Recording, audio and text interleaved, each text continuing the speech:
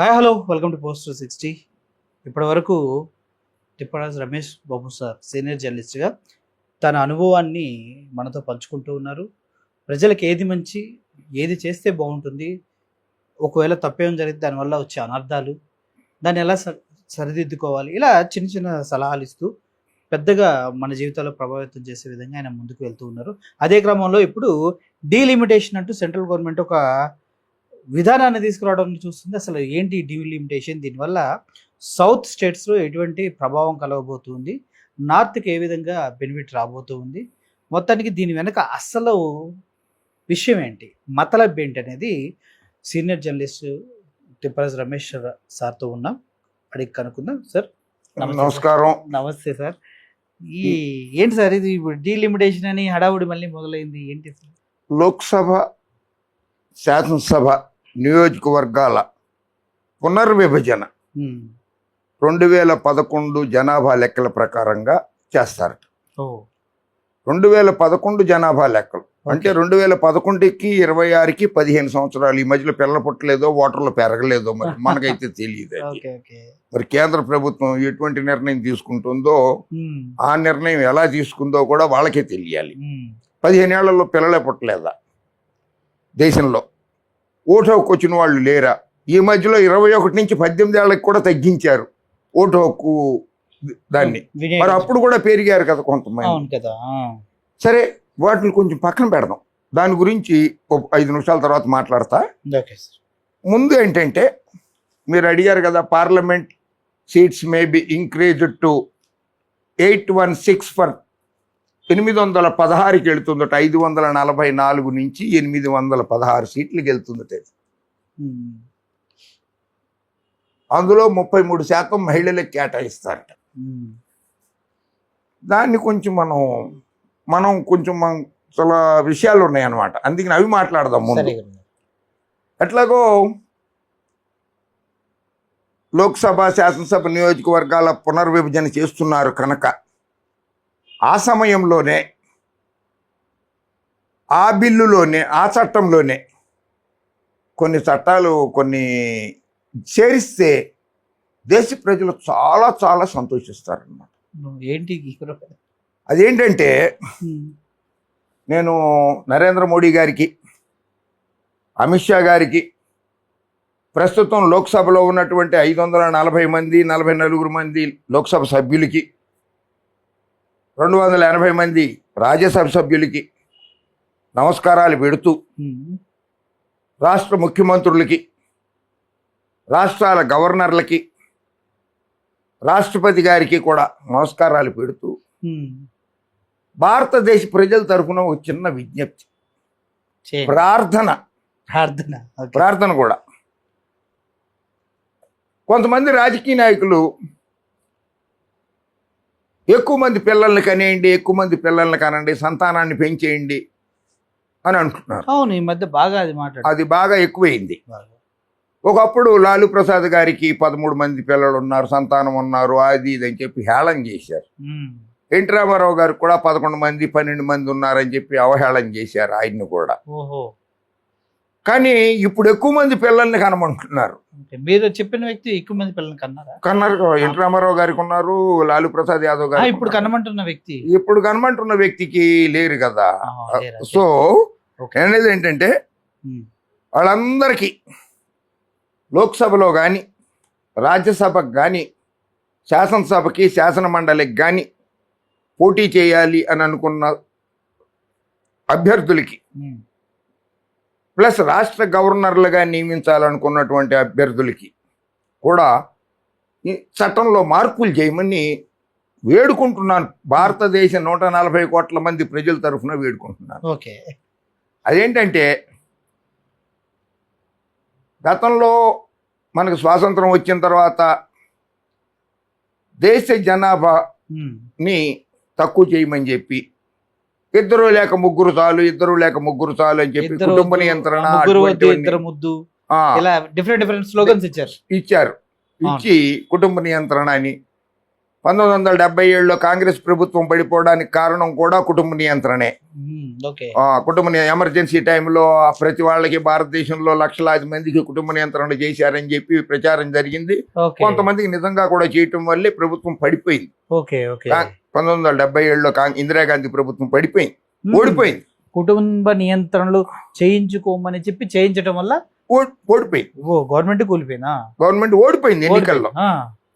So ఇప్పుడు నేను నా భారతదేశ 140 కోట్ల మంది ప్రజల తరఫున నా విజ్ఞప్తి ఏంటంటే,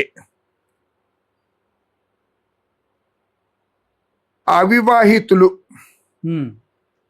పెళ్లి కాని వాళ్ళు, బ్రహ్మచారులు, అంటే ఫర్ ఎగ్జాంపుల్ అంటే ఆయన చాలా పెద్ద మనిషి, గౌరవనీయులు, అటువంటి వాళ్ళ పేర్లు నేను ఉచ్చరించదలుచుకోలేదు. పర్లేదు. బ్రహ్మచారులు, అవివాహితులు, ఓకే, కనీసంలో కనీసం ఒక 1/2 డజన్ మంది పిల్లలు ఉన్నవాళ్ళు, ఒక 1/2 డజన్ మంది, 6 ఉండాలి పిల్లలు. ఓకే, 6 పిల్లలు ఉండాలి వాళ్ళకి. అటువంటి వాళ్ళు ఎన్నికల్లో పోటీ చేసేందుకు అర్హులు. ఓహో, ఓకే. కనీసం 1/2 డజన్ మంది ఉండాలి పిల్లలు, 6 ఉండాలి. ఓకే. బ్రహ్మచారులు పోటీ చేయకూడదు, వాళ్ళకి అర్హత లేదు. లేదు. ఓకే. 3 పెళ్లిళ్ళు లేదా విడాకులు తీసుకున్న వాళ్ళు, ఓకే, వాళ్ళు కూడా పోటీ చేయడానికి అనర్హులు. ఓకే, వాళ్ళు కూడా. ఓకే. మీరు అడగచ్చు, మరి పాతకాలం కదా ఇది, కొంచెం జనరేషన్ గ్యాప్ వచ్చింది, మారింది కదా అంటే, ఇప్పుడు జనరేషన్ గురించి మాట్లాడడంలా. మీరు కనేయండి అంటున్నారు. ఒక్కొక్కళ్ళకి ఒక్కొక్క గ్యాస్ సిలిండర్ ఇస్తాము, ఒక్కొక్కళ్ళకి 5 కిలోలు రేషన్ బియ్యం ఇచ్చేస్తాం, 25,000 రూపాయలు, ఒక్కొక్కళ్ళకి 25,000 చొప్పున ఇచ్చేస్తామని అంటున్నారు కదా. అందుకని 6 పిల్లలు ఉంటేనే వాళ్ళు ఎలక్షన్ లో పోటీ చేయడానికి అర్హులు. 3 పెళ్లిళ్ళు, 4 పెళ్లిళ్ళు, 2వ పెళ్లి చేసుకున్న వాళ్ళు అనర్హులు. అలాగని చెప్పి 6 పిల్లలు ఉండాలి కదా నాకని చెప్పి ఎవరినో దత్తత తీసుకొచ్చేసేసి 6 పిల్లలు ఉన్నారని చెప్పి చూపించి ఎలక్షన్ లో పోటీ చేయడానికి వీలు కుదరకుండా, అది వీలు కూడా ఉండకూడదు. అట్లా దత్తత చేసుకోకూడదు పిల్లల్ని. దత్తత తీసుకోకుండానే పిల్లల్ని సొంతంగానే కనాలి 6. అప్పుడు మాత్రమే ఎలిజిబిలిటీ ఉంటుంది అనమాట ఎన్నికల్లో పోటీ చేసేందుకు.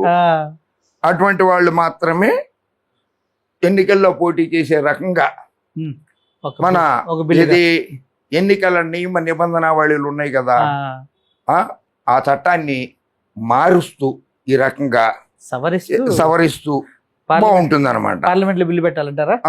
పార్లమెంట్ లో బిల్లు. రాష్ట్రపతి, ఉపరాష్ట్రపతి ఎన్నికల్లో పోటీ చేయడానికి కూడా 6 పిల్లలు మినిమం 6 ఉండాల్సింది. అటువంటి వాళ్ళు ఉండాల్సిందే. 2 ఆడపిల్లలు ఉండి వాళ్ళకి ఓటు హక్కు వచ్చిన వాళ్ళు ఉంటేనే వాళ్ళు పోటీ చేయొచ్చు. 2 ఆడపిల్లలే ఉండాలి. ఎందుకంటే మహిళలకు మనం గౌరవించాలి. ప్రధానమంత్రి నరేంద్ర మోడీ గారు కూడా బేటీ పడావ్ బేటీ బచావ్ అంటుంటారు కదా, అందుకే మహిళలకి మనం గౌరవం ఇవ్వాలి. అందుకని 2 ఆడపిల్లలు ఉన్నారు అనుకోండి, వాళ్ళు పోటీ చేయడానికి అర్హులు. ఆ పిల్లలకి మళ్ళీ ఓటు హక్కు వచ్చి ఉండాలి. అది నేను ఎవరినన్నా పొరపాటున ఒక ఆయన ఎవరినో మనసులో పెట్టుకుని చెప్పానని అనుకుంటారేమో, అది నా ఉద్దేశం కాదు. అంటే జగన్ గారికి 2 కదా ఆడపిల్లలు ఉన్నది, ఆయన్ని మనసులో పెట్టుకుని ఆయన్ని ఉద్దేశించు ఆయన అర్హుడు అవుతాడని చెప్పి అనుకుంటారేమో. అటువంటిది లేదు. నేను ఏ దురుద్దేశాలతోటి చెప్పట్లేదు. ఇది భారతదేశ ప్రజల ఆర్థిక స్థితిగతులు మెరుగవడం కోసమే చెప్తున్నాను. మన ఆర్థిక పరిస్థితి బాగుంటుందని. అలా మళ్ళీ ఇంకోటి కూడా, 60 ఏళ్ళు దాటిన వాళ్ళు ఎవరో కూడా ఎలక్షన్ లో పోటీ చేయకూడదు. చేయకూడదు. ఎందుకంటే గవర్నమెంట్ ఎంప్లాయీస్ 35 ఏళ్ళు పనిచేస్తున్నారు, 60 ఏళ్ళు రాగానే వాళ్ళకి రిటైర్మెంట్ ఇస్తున్నారు కదా. సుప్రీంకోర్టు జడ్జిలకి, హైకోర్టు చీఫ్ జస్టిస్ కి వాళ్ళకి 65 ఏళ్లే కదా వాళ్ళకు కూడా. మరి వీళ్ళకి మాత్రం 90 ఏళ్ళు వచ్చిన పదవులుగా అనుభవిస్తున్నారు, 70 ఏళ్ళు వచ్చిన అనుభవిస్తున్నారు, 84 ఏళ్ళు వచ్చిన అనుభవిస్తున్నారు, 80 ఏళ్ళు వచ్చిన అనుభవిస్తున్నారు. వీళ్ళు ఎందుకు ఉండాలి? అవును కదా, వీళ్ళకు ఉండకూడదు. 60 ఏళ్ళు దాటిన తర్వాత వీళ్ళు కూడా ఎన్నికల్లో పోటీ చేయకూడదు. వీళ్ళు కూడా ఎన్నికల్లో పోటీ చేయకూడదు 60 ఏళ్ళు దాటిన తర్వాత. పోటీ చేయకుండా ఉండాలి వాళ్ళకు కూడా. ప్రజాసేవకు కూడా ఒక రిటైర్మెంట్ అనేది ఉండాలి కదా, పాపం వాళ్ళకు కూడా కొద్దిగా కావాలి కదా. కావాలి కదా. ఎంతకాలం అని ప్రజాసేవలో ఆ, మునిగిపోయి నిమగ్నమైపోయి ఉంటారు. తేలిపోయి అరిగిపోతారు. కనుక వాళ్ళకు కూడా ఉండకూడదు. అవును, కరెక్టే. దీంతో పాటు మళ్ళీ ఇంకోటి ఏంటంటే చట్టసభలకి ఎన్నిసార్లు ఎన్నికైనా, ఏ చట్టసభకి ఎన్నికైనా అంటే ఒకసారి లోక్సభకి కావచ్చు, ఒకసారి శాసనసభకి కావచ్చు, ఒకసారి శాసన మండలికి కావచ్చు, ఓసారి శాసనసభకు కావచ్చు, ఓసారి రాజ్యసభకు కావచ్చు. ఇప్పుడు 4 సభల్లో చేశారనుకో సపోజ్, ఆ 4 సార్లు పెన్షన్ తీసుకుంటున్నారు. అవును, చాలా మంది ఉన్నారు ఆ లిస్ట్. అలా గవర్నమెంట్ లో ఉద్యోగి 35 సంవత్సరాలు ఉద్యోగం చేస్తే ఒకటేసారి బెనిఫిట్ వస్తుంది, రిటైర్మెంట్ బెనిఫిట్స్. అవును, వీళ్ళకి 4 బెనిఫిట్స్ ఎందుకు ఈ చట్టసభల్లో ఉండే వాళ్ళకి? అందుకని ఎన్ని సభల్లో నువ్వు చేసినా సరే ఓకే, ఒకటే పెన్షన్. ఆర్మీ వాళ్ళకి 1 ర్యాంక్ 1 ప్రమోషన్ అన్నారు కదా, అవును, 1 పోస్ట్ 1 పెన్షన్ అన్నమాట. 1 పోస్ట్ 1 పెన్షన్.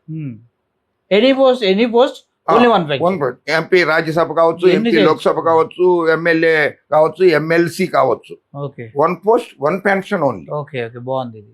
5 ఏళ్ళు చేస్తేనే వాళ్ళకి పెన్షన్ ఇస్తున్నారు. 35 ఏళ్ళు సర్వీస్ చేసిన వాళ్ళకి పెన్షన్ పెన్షన్ లేదు, ఇప్పుడు పెన్షన్ లేదు పాపం. 1 టైం సెటిల్మెంట్ చేసి పంపించేస్తున్నారు.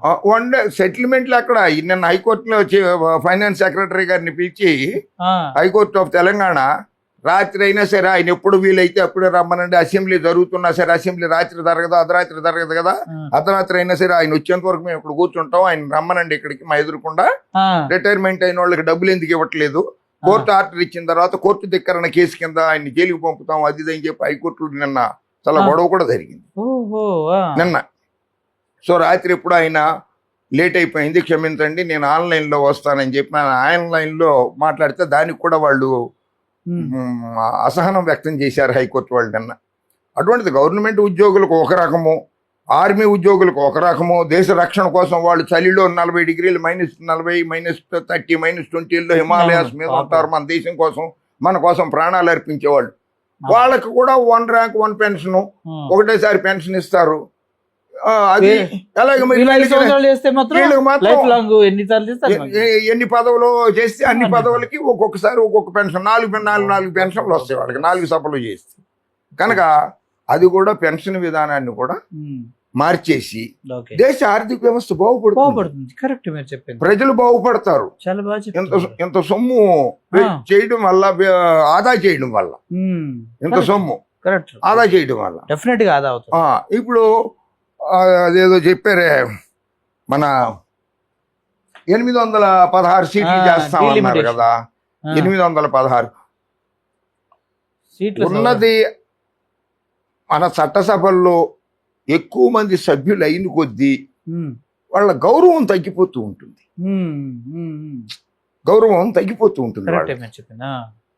ఒక ముఖ్యమంత్రి ఉండి ఒక ఉప ముఖ్యమంత్రి ఉంటే ఓకే. ఒక ముఖ్యమంత్రి ఉండి ఓ 4-5 ఉప ముఖ్యమంత్రులు ఉన్నారనుకో, ఏ ఉప ముఖ్యమంత్రికి కూడా వాల్యూ ఉండదు కదా. ఉండదు కదా. అలాగే అందుకని అది అలా కాకుండా ఎప్పుడు కూడా 1 ర్యాంకు 1 పెన్షన్. 60 ఏళ్ళు దాటిన వాళ్ళు ఎన్నికల్లో పోటీ చేయకూడదు, అర్హత లేదు. 6 డజన్ మంది పిల్లలు కంపల్సరీగా ఉండాల్సిందే వాళ్ళకి. 2 ఆడపిల్లలు ఉన్న వాళ్ళు కూడా పోటీ చేయొచ్చు, మహిళలకు గౌరవం ఇస్తూ. అది కూడా 2 ఆడపిల్లలకి ఓటు హక్కు ఉండాలి. దత్తత తీసుకోకూడదు పిల్లల్ని. 6 పిల్లలు ఉండాలి కదా అని దత్తత తీసుకుంటే వీల్లేదు. ఇప్పుడు కొన్ని రాష్ట్రాలలో 3 పిల్లలు ఉంటే మున్సిపాలిటీల్లోనూ, పంచాయతీలు, జడ్పీల్లో పోటీ చేయడానికి లేదు. అటువంటిది మొన్న తెలంగాణ గవర్నమెంట్ మార్చి 3 పిల్లలు ఉండొచ్చు అని చెప్పింది. అంతకుముందు 2 ఉండాలి, ఇప్పుడు 3 చేసేసింది. అట్లా కొన్ని రాష్ట్రాలు అమలు చేస్తున్నాయి. ఆ విధానం కూడా వద్దు, అసలు ఇవన్నీ వద్దు. అంతంత మందికి జీతం 816 మందికి జీతాలు ఇవ్వాలి, బోర్డు బిల్లు కట్టాలి, అకామిడేషన్ క్రియేట్ చేయాలి, క్వార్టర్స్ ఇవ్వాలి, అన్ని ట్రాన్స్పోర్టేషన్ కి వెహికల్ కి డబ్బులు ఇవ్వాలి, వాళ్ళకి ఫోన్ బిల్లులు కట్టాలి, వాళ్ళ పేపర్ బిల్లులు కట్టాలి, వాళ్ళ పిఎల్కి డబ్బులు కట్టాలి. ఫోన్ బిల్లు అంటే గుర్తొచ్చింది గురుగారు, ఒక్కొక్కరికి 8,000 అంటే ఫోన్ బిల్లు. మనకి అన్లిమిటెడ్ 350-400తో నెలకు అయిపోతుంటే 9,000 ఎందుకు ఇస్తున్నారని అడిగాడు మొన్న ఆయన. చెడ్డా గారు అడిగాడు. ఒక భర్తమాత ముద్దు బిడ్డగా, ఒక దేశాభిమానిగా, దేశ ప్రజల శ్రేయస్సు కోరి, సమసమాజాభివృద్ధి కోసము దేశ ప్రజల ఆర్థిక అభివృద్ధి కోసమే నేను ఈ ప్రతిపాదన కేంద్ర ప్రభుత్వం దగ్గర ఇస్తున్నాం మనం. ఇస్తున్నాను. మళ్ళీ మీరు ఎవరు అనుకోవద్దు, ఒక కొడుకున్నవాడు పోటీ చేయకూడదు అంటే చేయకూడదు. అంతే, ఒక కొడుకున్నాడు పోటీ చేయకూడదు, ఒక కూతురు ఉన్నాడు పోటీ చేయకూడదు, ఒక కూతురు ఉన్నాడు పోటీ చేయకూడదు, 3 పెళ్లిళ్ళు చేసుకున్నాడు పోటీ చేయకూడదు, 2 సార్లు డైవర్స్ ఇచ్చేసిన వాళ్ళు కూడా పోటీ చేయకూడదు అన్నమాట. ఇవన్నీ ఉన్నాయి. ఇవన్నీ కూడా ఎందుకంటే సమాజానికి ఏం సంకేతాలు వెళ్తాయి. అందులో హిందుత్వము అంటున్నారు కదా, హిందుత్వంలో ఎక్కడ విడాకులు అనే ప్రస్తావన లేదు అసలు. హిందూయిజంలో ఎక్కడ లేదు అసలు. హిందూ అన్న పదము వేదాల్లో ఎక్కడ రాసి లేదు, వేదాల్లో లేదు. భారతం రామాయణంలో ఎక్కడ హిందూ అన్న పదం కూడా లేదు. సనాతన అనే పదం ఉంది కానీ హిందూ అన్న పదం లేదు. సో అయినా సరే ఎక్కడ కూడా విడాకులు, బహుభార్య తత్వము అవన్నీ లేవు. సో అవన్నీ ఉన్న వాళ్ళని కూడా మనం సమాజానికి ఇబ్బందికరంగా ఉంటుంది, మన పిల్లలు కూడా పాడైపోవచ్చు. అటువంటి వాళ్ళు చట్టసభలో అని అందుకని ఈ పెట్టబోయే బిల్లులో 816 మందిని పెడుతున్నారు. సరే, మేమేం కాదంలో, మీకు మెజారిటీ ఉంది, పార్లమెంట్లో, లోక్సభలో ఉంది, రాజ్యసభలో ఉంది, ఇతర రాష్ట్రాలలో కూడా మీకు పెట్టుకోవటానికి అవసరమైనటువంటి రాష్ట్రాలలో అధికారాల్లో ఉన్నది ఆ పార్టీ.